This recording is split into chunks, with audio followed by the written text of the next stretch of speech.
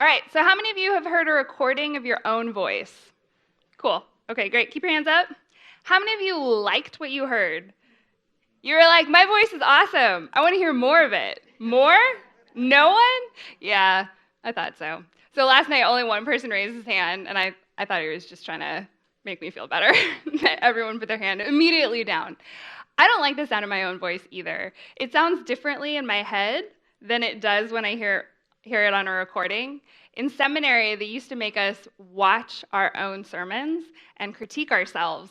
And even the thought of watching the sermon is making me cringe because I don't like the sound of my own voice, and I just can't stop my hands from moving.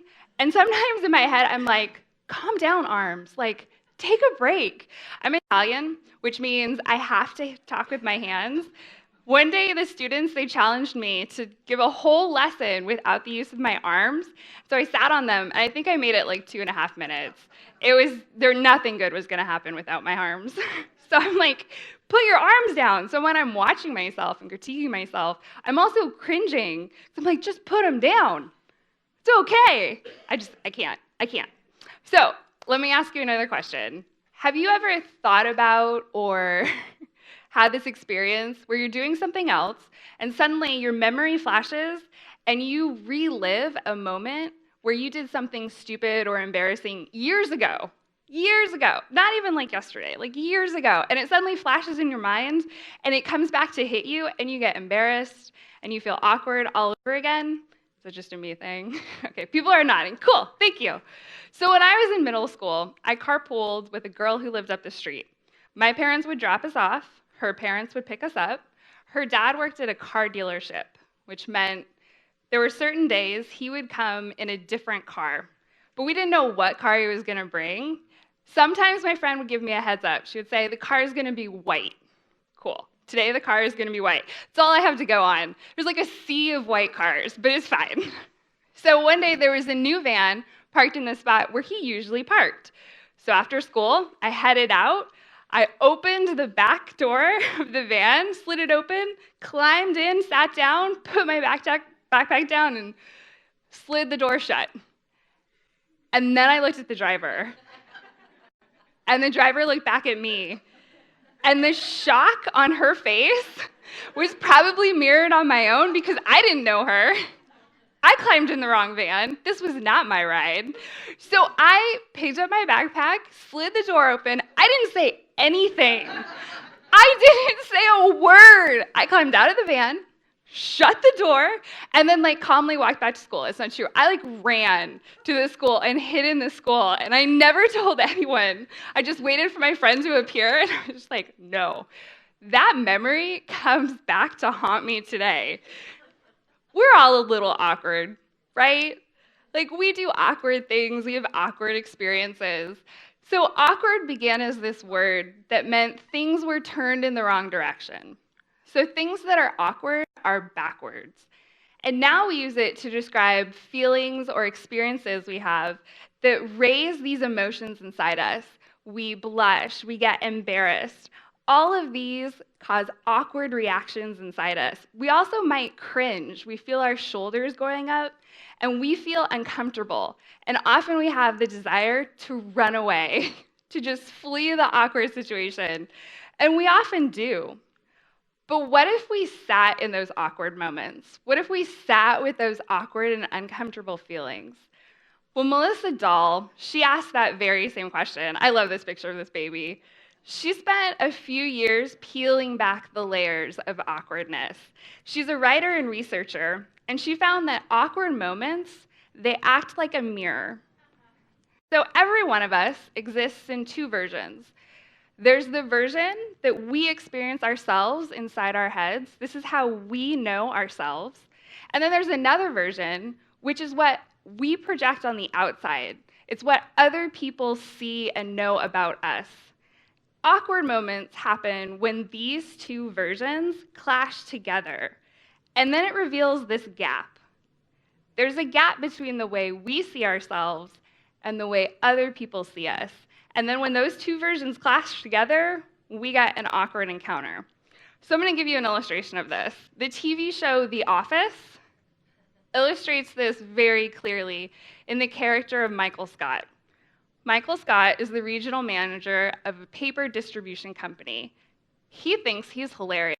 He thinks he's the best boss.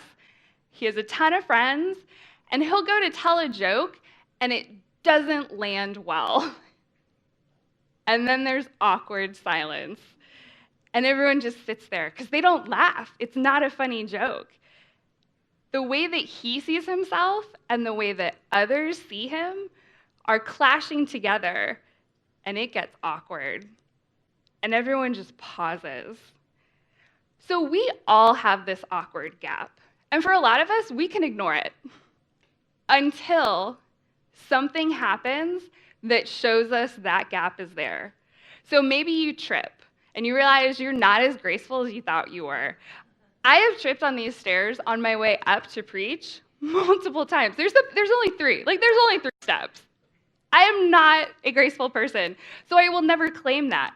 But maybe you think you are more clever than you are, or maybe you're more graceful than you are, or maybe you're more attractive than you are. And there are things that come together in our life to show us this awkward gap. But what about when that awkward gap reveals something about us as Christians? So when I travel, here's how I travel. I like to travel with my headphones on, music on, and a book out. I'm basically totally antisocial. You can judge me for that, but that's how I travel. Don't want to talk to people, I just want to go. So when I travel, I like to take the flyaway bus from Van Nuys to LAX. One day I had a seatmate, and he noticed the book I was reading. And I was traveling back to seminary, and I was reading this super Jesus-y book. I don't even know what it was. But the cover must have just said, she's a Christian, right here. It was like a neon sign. It was like, she is a Christian. So he asked me a question about it. He said, are you one of those Christians? Right? And then he paused.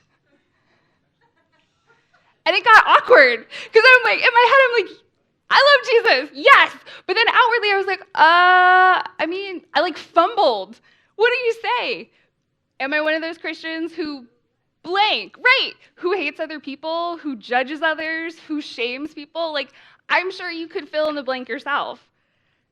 So when we send missionaries out from Stonebridge, we do a lot of prep work before they even leave the country.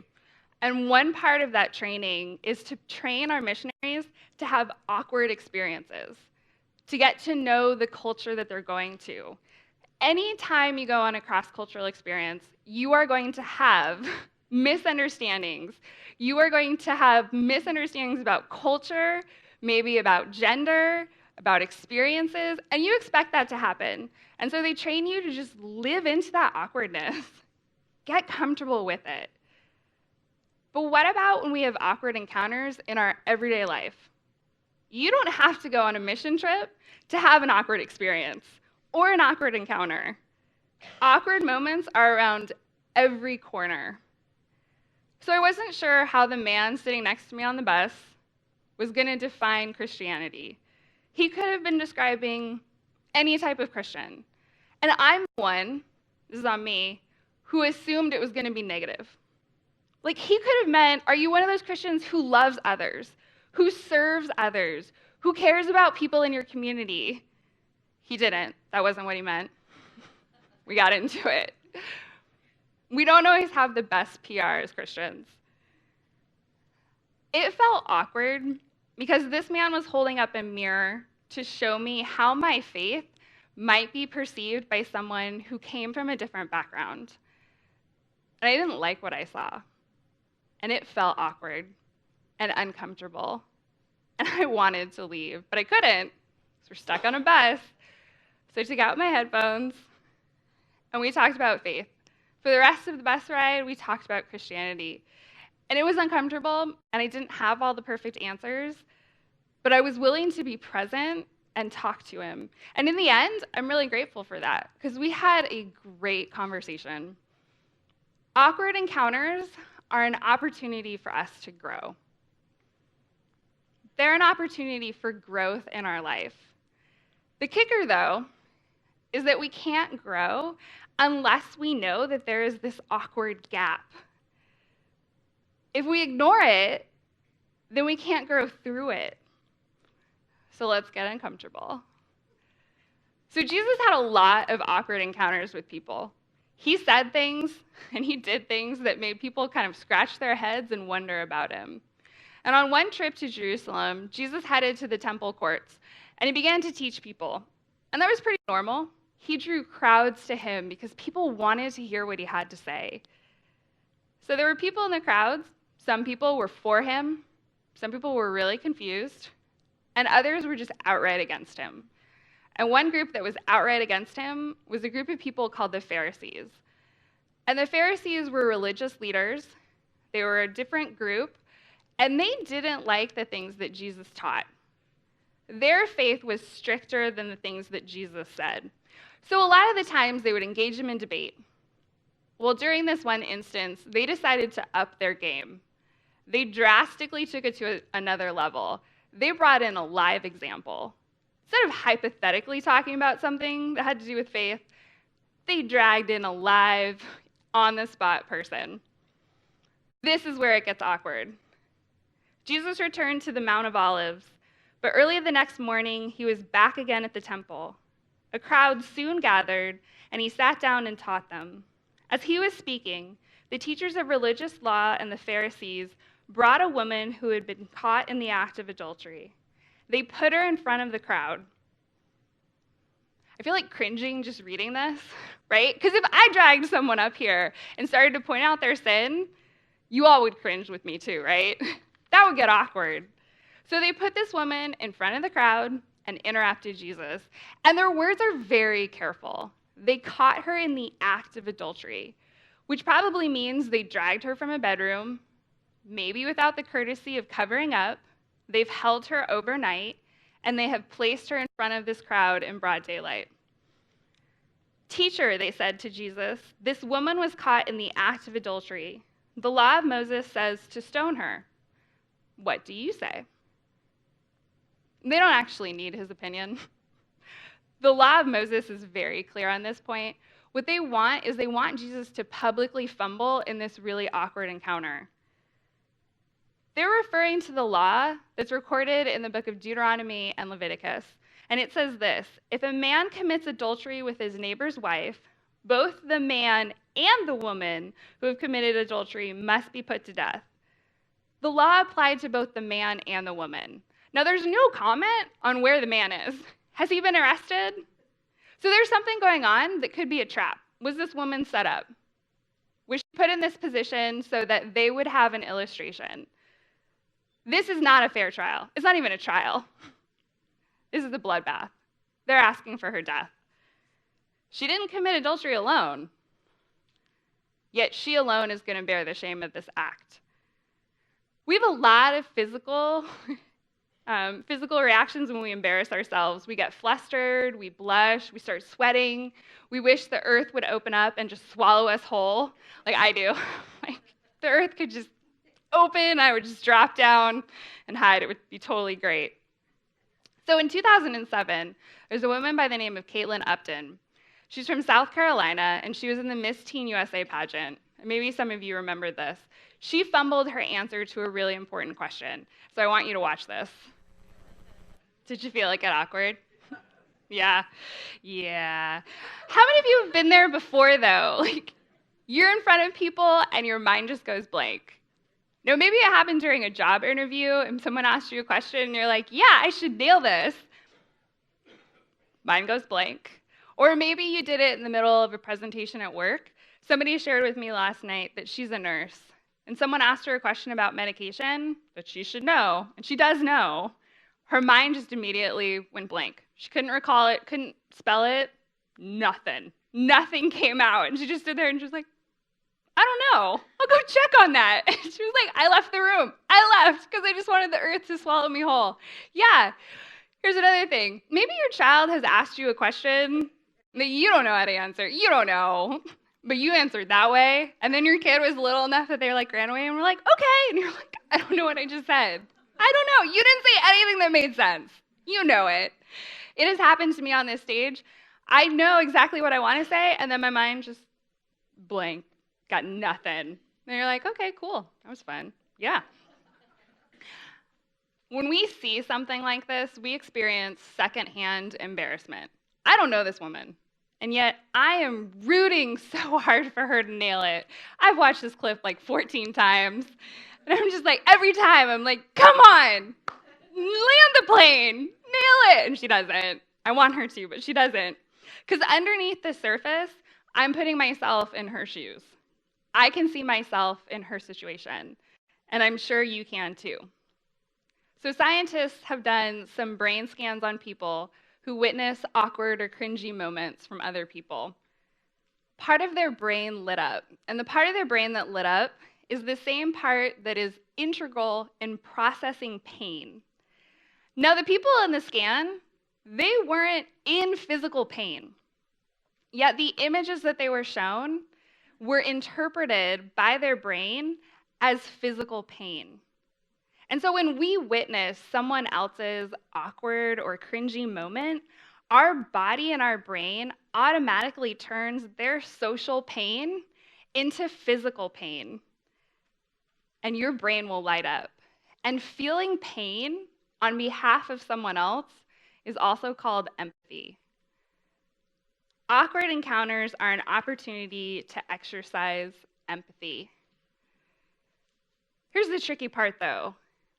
Just because we witness someone else's awkward moment and we feel empathetic, that doesn't mean that we are then going to care for the person.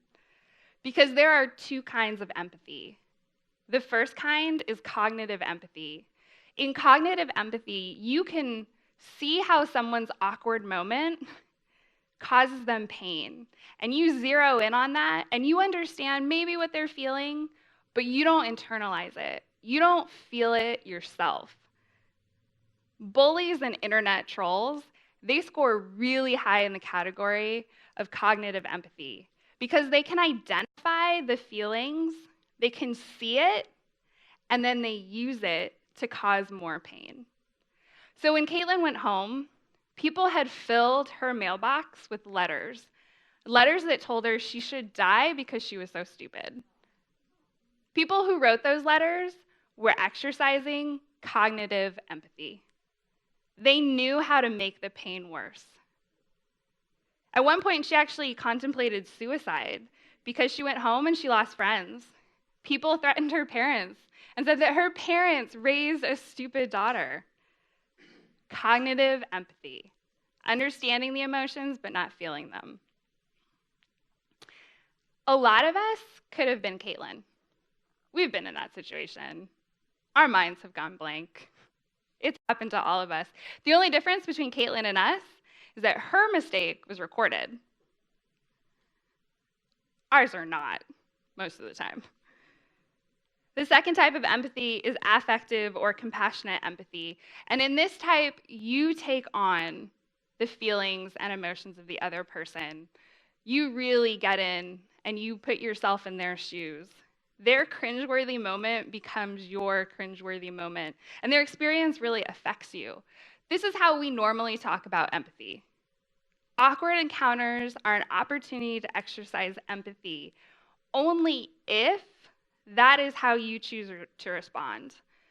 Your brain naturally has an empathetic response. However, you get to decide which type of empathy you're going to show.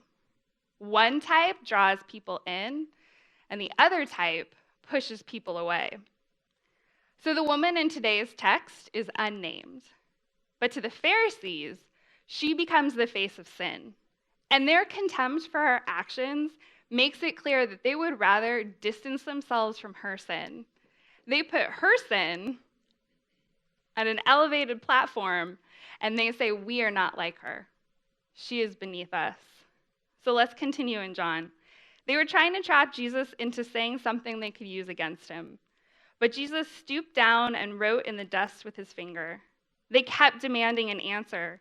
So he stood up again and said, all right, but let the one who has never sinned throw the first stone. Then he stooped down again and wrote in the dust. So Jesus had a reputation. He had a reputation for being someone who was a friend of sinners. He showed mercy and he offered forgiveness to people that others would have rather not had forgiveness given to them. He healed people, he talked with people. He lived in a way that demonstrated compassionate empathy. So if he sides with the woman, then he's actually rejecting Jewish law. And if he's rejecting Jewish law, that means that his teaching and the authority that he uses to teach with, it means he has no authority. People will stop listening to him. If he disregards the woman's sin, he's also going to look soft on sin. And yet, if he agreed with the religious leaders, it's going to ruin his reputation as someone who loves others and shows mercy. There's also another trap that Jesus could fall into. At this time, Judea was a Roman-controlled province, which meant that Roman law was above Jewish law. And according to Roman law, you couldn't be put to death for adultery. So if Jesus chose to uphold Jewish law and he publicly went against the Roman law, he would be going against the law of the empire, which is a very dangerous road to take. So what did he do? He drew in the sand twice. This is one of the greatest mysteries in the Bible. We don't know what he drew in the sand. We don't know what he wrote. We don't know what happened. It doesn't stop people from making guesses, for sure. And this is one of the questions that I'm going to ask God about, because my first one is, why are there mosquitoes? What purpose do they serve? There's no purpose. There's no biological purpose. You can try and tell me there's one. There's no purpose. So, second question, what did Jesus write in the sand? And I figure if God wanted us to know, we would know, but we don't, because it's not important. What is important is the effect that his doodling in the sand caused on the crowd. They have dragged this woman out. They are out for blood. They want her death. And yet, instead of combating their contempt with words, Jesus chooses silence. An awkward silence. Writing in the dust has actually taken the spotlight off of the woman and put it on him. They then focus all of their attention on Jesus. They still demand an answer, so Jesus takes the spotlight and he puts it on them. He holds up that mirror that we talked about earlier that shows the gap between the way they see themselves and the way that others see them. And they don't like what they see. It's not a good look. If you're innocent, go ahead and throw the first stone. When the accusers heard this, they slipped away one by one, beginning with the oldest, until only Jesus was left in the middle of the crowd with the woman. Then Jesus stood up again and said to the woman, "Where are your accusers? Didn't even one of them condemn you?" "No, Lord," she said.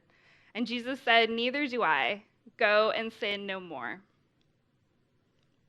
Jesus has put the religious leaders on the same level as the woman. And they would love nothing more than for that to be distanced. They don't want to be like this woman. But if they're on the same level, that means they can also receive grace and forgiveness. They can be offered the chance to repent just like this woman. And repent means to turn around, to take a U-turn. And it's not too late for the religious leaders. And so Jesus gently reminds them that they don't have to have blood on their hands. And he stoops down and he writes in the dust a second time. Instead of staring them down, instead of staring them in the face or pointing out their sins, he doesn't have to do that. They know them. Which is why, one by one, they begin to leave. Last week, Pastor Neil talked about humility, and he talked about the little children who tried to come see Jesus. And the disciples, they tried to keep the children away from Jesus. And Jesus corrected the disciples, and he said, "You can only enter the kingdom of God if you have the humility of children." Awkward encounters are an opportunity to be humble. We don't always get it right. Being humble means that you have a correct opinion of yourself. It means to know your place. And knowing your place means you don't pretend to be more than you are or less than you are. It means you're real about who you are. And Paul was someone who really understood the dangers of thinking too much of yourself. Paul was also a Pharisee. He wasn't there that day when this woman was put in front of the crowd, but he had enough blood on his hands. And as he was on his way to arrest believers, Jesus offered him a U-turn, and he took it. And then he proceeded to set up churches and to remind people that God offers us a U-turn.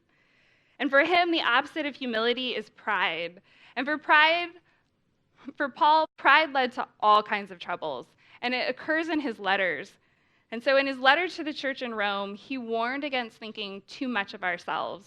And so he cautioned them with this: because of the privilege and authority that God has given me, I give each of you this warning. Don't think you are better than you really are. Be honest in your evaluation of yourselves, measuring yourself by the faith God has given us. Paul is all about moderation. Yes, you should have a good opinion of yourself. Yes, you should have a healthy opinion, but it also needs to be realistic. Don't think you are more than you are. Paul is using this word think. It has to do with our thoughts, which are then translated into actions. Humility is the gate that keeps our pride in check. Awkward encounters show us that we don't always get it right. We mess up, and it gets awkward. Jesus redeemed this woman's worst day. That morning, she was headed to her death, and she left a free woman. But it's important to note that that doesn't mean Jesus is giving her license to do anything or to live however she wants.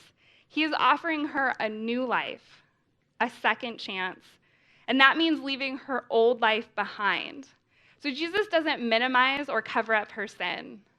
Adultery is serious. It's listed in the 10 Commandments because adultery harms relationships. It destroys communities.